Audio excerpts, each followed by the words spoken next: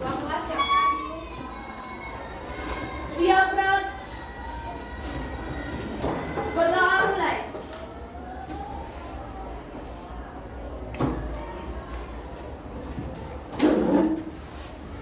Berdoa selesai. Beri salam kepada Ibu Guru. Assalamualaikum warahmatullahi wabarakatuh. Waalaikumsalam warahmatullahi wabarakatuh. Apa kabar anak-anak semua? Baik, Bu. Oke. Ada yang tidak hadir? Sekretaris? Tidak ada. Hadir semua. Oke. Sebelum kita mulai pembelajaran kita hari ini, Ibu minta agar kalian lebih semangat kita menyanyikan lagu Soleram dulu. Ada yang sudah tahu lagu Soleram? Sudah tahu semua kan? Oke. Silakan berdiri. Sampai goyang kiri kanan boleh.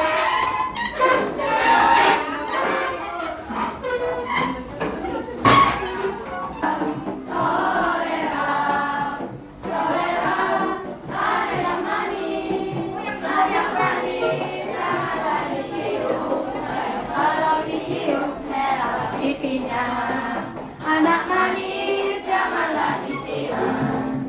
1, 2, 3 dan 4, 5, 6, 7, 8. Kalau pagi dapat kawan baru, saya kawan yang mana berumur panjangkan. Kalau pagi dapat kawan baru, saya kawan yang mana berumur panjang.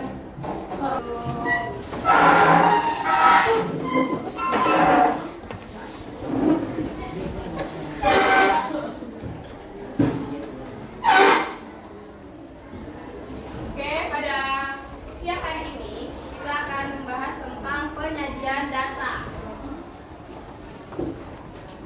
Sebelumnya, Ibu akan mengingatkan kembali tentang peraturan kelas kita. Yang pertama yaitu dengarkan dan simak guru atau teman yang sedang berbicara di depan. Kemudian angkat tangan ketika ingin bertanya atau menanggapi. Dan sopan santun dan saling menghargai antar sesama. Bisa diikuti? Bisa, Oke. Sebelum Ibu tanya dulu, ada yang tahu apa yang kamu ketahui tentang data? Coba Jihan. Sekumpulan datum-datum. Kumpulan datum. Benar. Kemudian Ibu tanya dulu, penyajian data itu biasanya dalam bentuk apa saja? Kalian sudah pernah mempelajari statistik kan? Apa saja? Hai Rina. Data dapat disajikan dalam beberapa bentuk, yakni tabel, diagram batang, garis, dan lingkaran. Oke, benar. Ada yang tahu nggak apa manfaat kita mempelajari penyajian data ini? Ada yang tahu? Enggak? Jadi, fungsi kita mempelajari penyajian data ini agar kita lebih gampang untuk membaca suatu data. Misalkan ada data penjualan sebuah skincare. Nah, skincare ini kan banyak nih mereknya kan? Ada Skintific, ada Mestro, ya kan? Jadi, kalau kita lagi ada penjualan suatu skincare, nah jadi kita bisa gampang nih membaca datanya kalau kita buat data itu dalam bentuk diagram batang maupun garis maupun lingkaran seperti itu. Nah, apakah kalian tahu jenis penyajian data apa saja yang digunakan pada gambar bawah ini? Ini bentuk apa? Diagram apa? Diagram batang. Kemudian ini diagram apa? Lingkaran. Oke, bentar. Nah, ini ada perhatikan data nilai ulangan matematika siswa. Ini Bu kelas 77 Ibu buat ya. Jadi di sini siswa yang lulus ulangan adalah siswa dengan nilai lebih dari 70. Siswa dengan nilai yang kurang dari 70 harus mengikuti remedial. Berdasarkan data yang diberikan, berapa banyak siswa yang lulus ulangan. Nah, jadi ini kan datanya masih acak nih, ya kan? Jadi tujuan kita mempelajari materi ini nanti, kita akan mengurutkan data ini dari yang kecil sampai terbesar. Kemudian kita akan buat menjadi diagram batang. Gitu. Ini tujuan pembelajaran kita, menyajikan data dengan tabel distribusi, frekuensi data tunggal dan diagram batang. Kemudian menginterpretasi data data dari tabel distribusi data tunggal dan diagram batang dan menyelesaikan dalam bentuk masalah konteks wow. Oke, jadi nanti Ibu akan bagi kalian menjadi beberapa kelompok seperti biasa. Nanti ada yang menjadi notulen, ada yang jadi ketua. Nanti yang maju 2 orang dari perwakilan kelompok ya. Ibu bagi kelompok ini berdasarkan hasil tes asesmen diagnostik yang pernah Ibu kirim. Ingat nggak Ibu pernah kirim link Google Form? Nah, itu berdasarkan itu Ibu bagi kelompoknya. Oke, karena sudah berkelompok Ibu bagikan dulu LKPD ya. LKPD dan bahan ajar. Iya benar.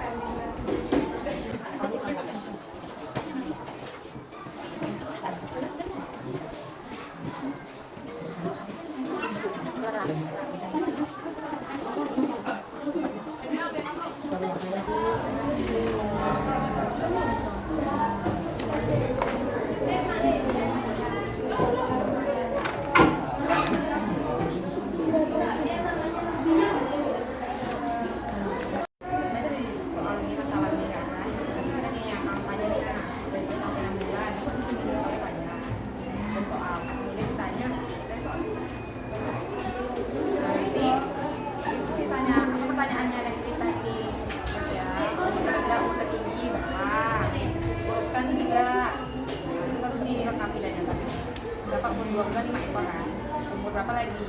Setelah 2, 4.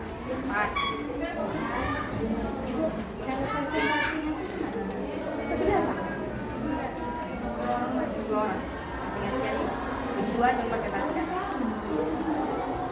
Dek.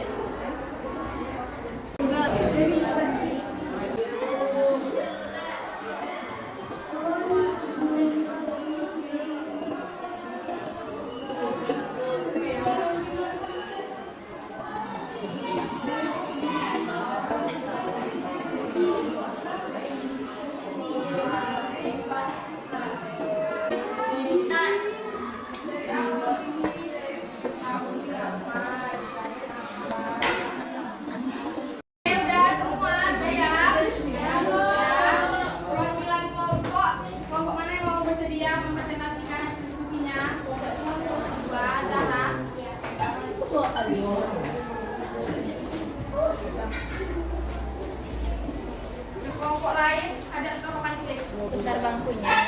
Putar kursinya, Putar bangku. Perhatikan teman-teman ya. Assalamualaikum warahmatullahi wabarakatuh. Waalaikumsalam warahmatullahi wabarakatuh. Baiklah, saya di sini sebagai perwakilan kelompok 2. Perkenalkan nama saya Zahra Aura. Dan kali ini saya akan membacakan soal tentang data. Diketahui, sapi yang berumur kurang dari 14 bulan, sapi yang berumur kurang dari 14 bulan akan diberi sampai 18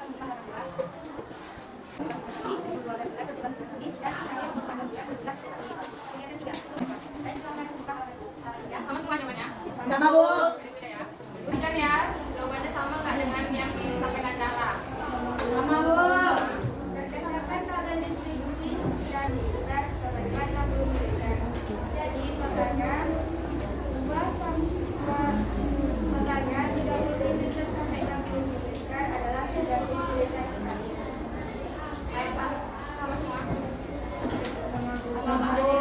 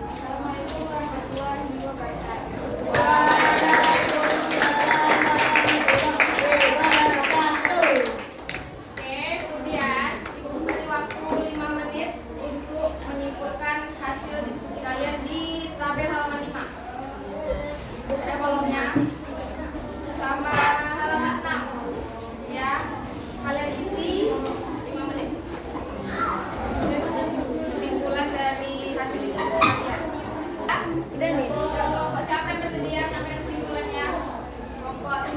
Oke. Ini cek.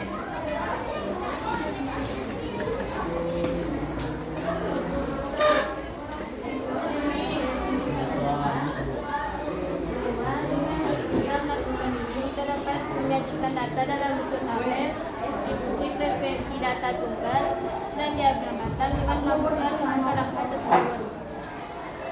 Yang pertama, menentukan nilai terendah dan tertinggi dari data terlebih dahulu. Kemudian, mengurutkan data dari yang terendah hingga tertinggi.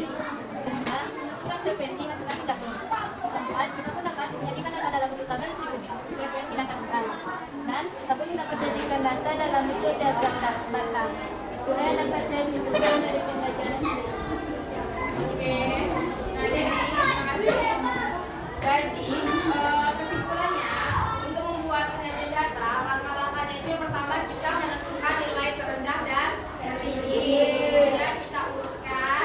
Kemudian kita menentukan frekuensi dari nilai tertinggi dan terendahnya. Kemudian menyajikan dalam bentuk tabel dan menyajikan dalam bentuk diagram, baik batang, garis maupun lingkaran. Oke. Kemudian ibu minta kalian di meja masing-masing. Individu ini.